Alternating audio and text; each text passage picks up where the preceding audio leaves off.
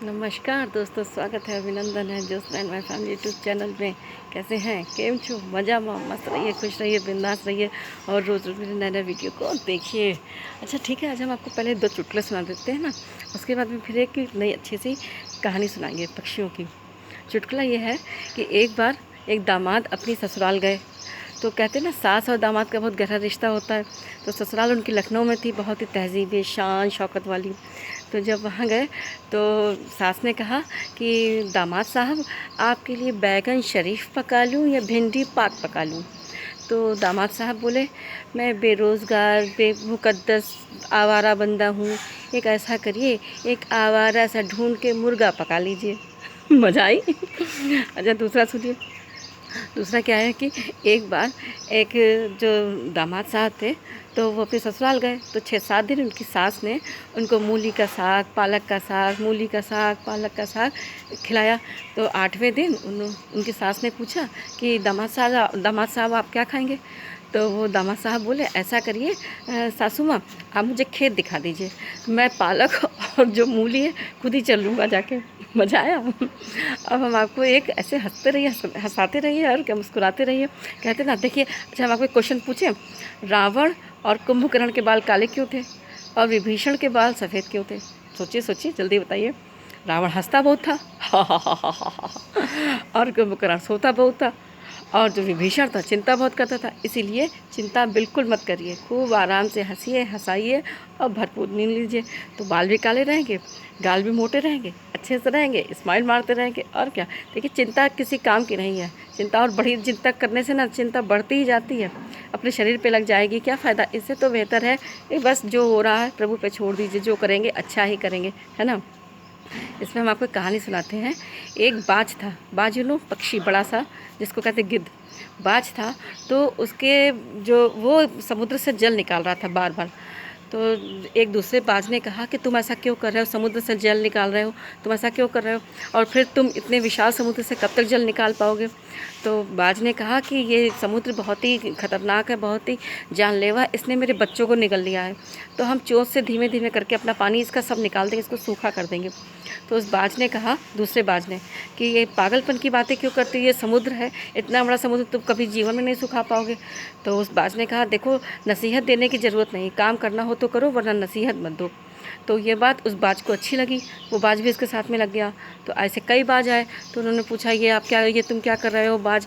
क्या हम वो अपनी चोंच से समुद्र का जल सुखा रहे हैं। तो फिर उन्होंने भी वही बात कही कि ये ऐसे कैसे सूखेगा। तो फिर वही बाज ने यही कहा कि नसीहत देने की ज़रूरत नहीं, काम करना हो तो करो। ऐसे करते करते एक हज़ारों की संख्या में बाज आ गए, दसों हज़ार आ गए, लाखों बाज जो थे वो अपनी चोंच से पानी निकालते रहे, क्योंकि सबको लगा कि समुद्र जो था उसका पानी उसको बच्चों को निगल ले गया। तो ऐसे करते करते एक बार जो वो था विष्णु भगवान के वाहन गरुड़ जी, तो उन्होंने विष्णु जी से कहा कि विष्णु जी, हम जा रहे हैं नीचे पृथ्वी लोक पे, और हम समुद्र का पानी सुखाने जा रहे हैं। बोली, ये कि तुम क्यों करने जा रहे हो, समुद्र अगर सूख जाएगा, नदियाँ सूख जाएंगी तो सृष्टि कैसे चलेगी। सृष्टि को चलाने के लिए तो समुद्र और ये नदियाँ हमने करी हैं। तो उन्होंने बाज ने कहा विष्णु भगवान से कि देखिए, नसीहत मत दीजिए भगवान, काम करना हो तो करिए और हमको भेज दीजिए। तो विष्णु भगवान ने कहा, जाओ तुम वहाँ पे करो जाके। वो भी चला गया। फिर उसके बाद में विष्णु भगवान आए। जब विष्णु भगवान आए तो उन्होंने समुद्र से पूछा कि समुद्र, तुमने क्या किया है। तो समुद्र ने कहा कि हमने बहुत साल हो गए हैं, बहुत सदियां हो गई हैं, हमने इनके बच्चों को निगला था, इनके मतलब ख़ानदान को निगल लिया था। तो उसके कारण ये जो आज ये हमारे समुद्र से हमको हमारा सारा पानी सोख लेगा। तो विष्णु भगवान ने कहा, तुमने ऐसा क्यों किया। बोले, अब मुझे नहीं पता कि कोई पूर्व जन्म में हमारी इसकी कोई दुश्मनी रही हो, जो भी हो, फिलहाल यह हमने अपने अहंकार के कारण हमने इसके बच्चों को निगल लिया। तो विष्णु भगवान ने कहा, अब इसके बच्चों को वापस कर दो, जिसके जिसके तुमने बच्चे लिए हैं उसके सबके बच्चे दे दो। अगर इस सारे लाखों पक्षियों ने मिलकर तुम्हारा समुद्र सुखा दिया तो फिर तुम क्या कैसे कर रह पाओगे इस दूर सृष्टि पे। तो वो जो समुद्र था उसको विष्णु भगवान की बात अच्छी लगी, उसने सारे बच्चों को लौटा दिया और उन पक्षियों से हाथ जोड़कर माफ़ी मांगी कि हमारी गलतियों को क्षमा करो, अब हम किसी भी पक्षी के बच्चों को या किसी भी इंसान के बच्चों को नहीं निकलेंगे। तो कहानी के मॉरल ऑफ द स्टोरी ये है कि आप दूसरे का सहयोग करिए। नसीहत तो इंडिया में फ्री सब देते हैं, है ना, नसीहत मत दीजिए, बस सबका जो हो सके, जिसके साथ जैसा भी हो सके उसके साथ उसका सहयोग करिए। खुश रहिए, मस्त रहिए। आपको मेरा वीडियो कैसा लगा लाइक करिएगा, सब्सक्राइब करिएगा, कमेंट करिएगा और सब्सक्राइब भाई ज़रूर करिएगा।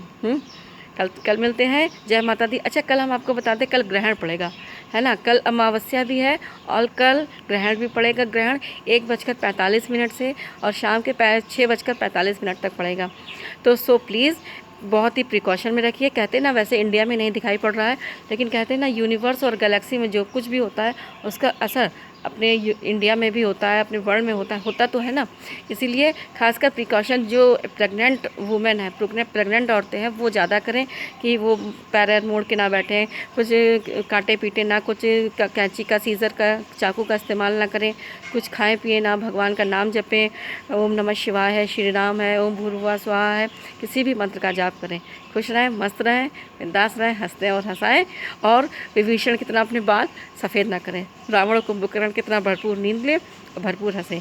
कल मिलते हैं। जय माता दी।